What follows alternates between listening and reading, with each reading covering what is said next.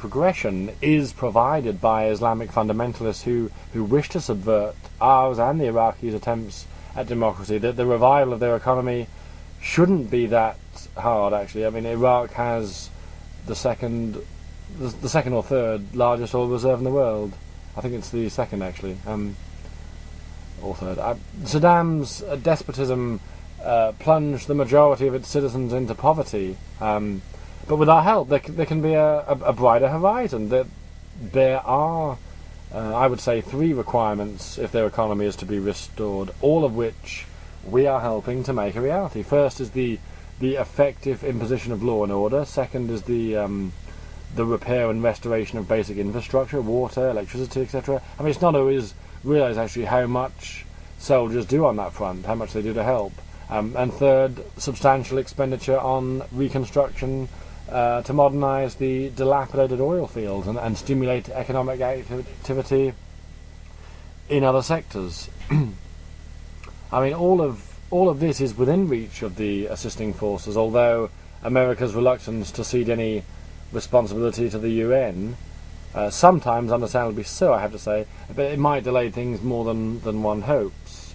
For the ivory tower thinkers, I should say right now, right at this moment, that we don't have a Churchill, a Roosevelt, a Truman, or dare I say a Tony Blair, even an Eisenhower in Japan.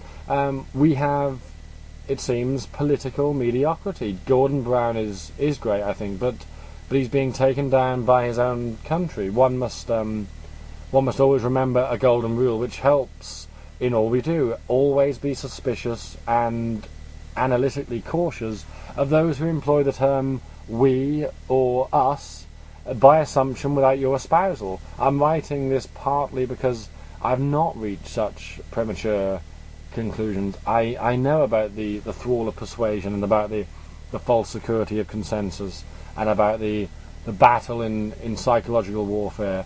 I mean, I hope by now you are at least on my side, and I hope reason and moral duty has triumphed over superficial feeling. I hope you realise that we are the antibodies left to fight this disease. We should remember that Iraqis are a bit like a bird that's been caged for decades. If you free a bird, he might rapidly fly away, but he can't find food often and will very often fall prey to, or fall victims to prey, to predators. The insurgents, those who oppose Mr. Olari's democratic plans, they are, for me, the predators preying on the struggling birds. I mean, we do not necessarily have to see the role of the Iraqi insurgents as, say, comparable to those in Spain in the 30s. The only parallel is a warning that we should not abandon Iraq in the same way that Spain was abandoned. I mean, the Sunni-dominated Ba'ath Party and the Shia theocrats are hardly comparable in all this. Perhaps the best comparison is with that of the Soviet Union's invasion of Afghanistan, at least in the sense that it would be a greater power trying to subjugate a lesser but more pernicious power. But I think one would be wise to keep that link very tenuous, in fact.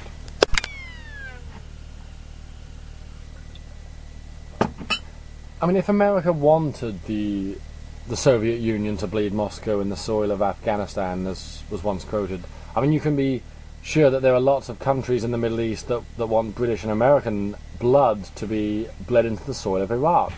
Slowly it is working. Slowly we are making progress, but it will take time. Al-Qaeda is slowly draining away, very slowly, too slowly. But in Iraq, in Saudi Arabia, Lebanon, and in places as far away as Algeria, Egypt and Indonesia, I mean, the terrorist network is becoming discredited, both for its failure and for its fanaticism. Casualties in Iraq are much reduced after the big drop in sectarian violence. In fact, in some of the Sunni-dominated areas, the insurgents are beginning to turn their backs on Al-Qaeda and work with US forces and British forces. I've got friends out there, friends who didn't initially support the war, but email me periodically with news that real progress is being made. Basra aside, Iraq seems to have hope on the horizon. And even Basra, I mean, it is surmountable with a bit more time and a bit more endeavour.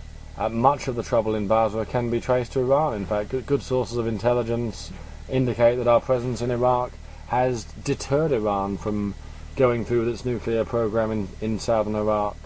I guess time will tell how accurate an assumption that is, and if it withdraws its plans altogether.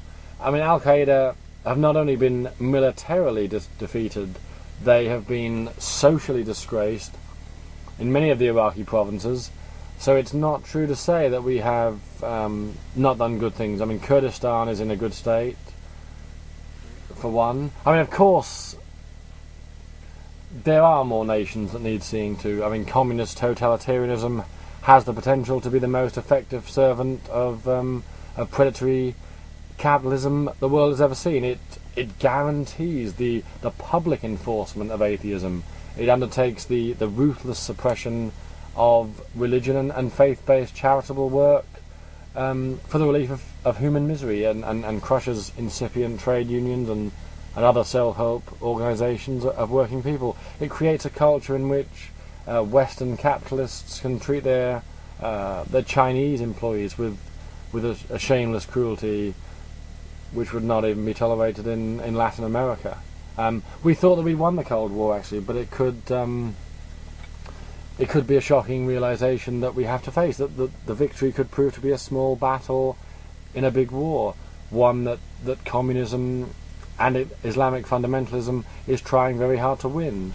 I mean, depending on which part of the world you are from, of course.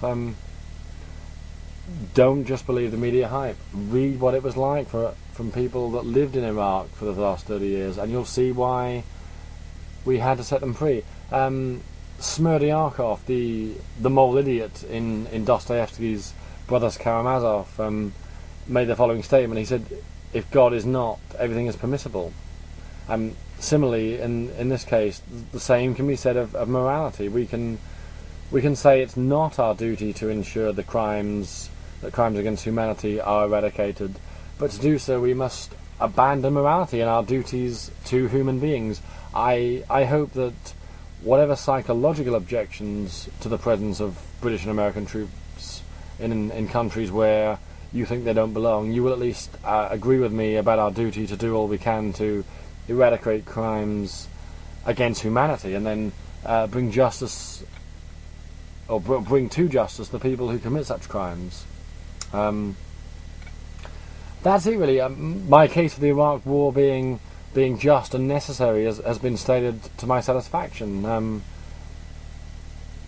I better sign off now, really, otherwise I'll go on for another few hours. I mean, now, of course, my endorsement does not mean that I do not have equal contempt for much of America's history and foreign policy, nor for the way that some of our own MPs handle the situation. But the proposal I have put in front of you is clear, and I think so is the choice you have to make. Which of two positions can one take on this matter? I invite you to consider it. I mean, do you want to take the position that moral goodness demands of you, or do you want to agree with the likes of Robert Fisk and John Pilger, Harold Pinter, and the callow contributors to MoveOn.org who remain nostalgic for the status quo? No. The position should be very clear. How anyone with a tincture of value for human emancipation can step forward and say that they wish Saddam was still in power, and his poison gas and torture chambers, and give carte blanche to the murdering Islamists is far beyond me, and hopefully far beyond you, and far beneath your contempt. Thank you for listening.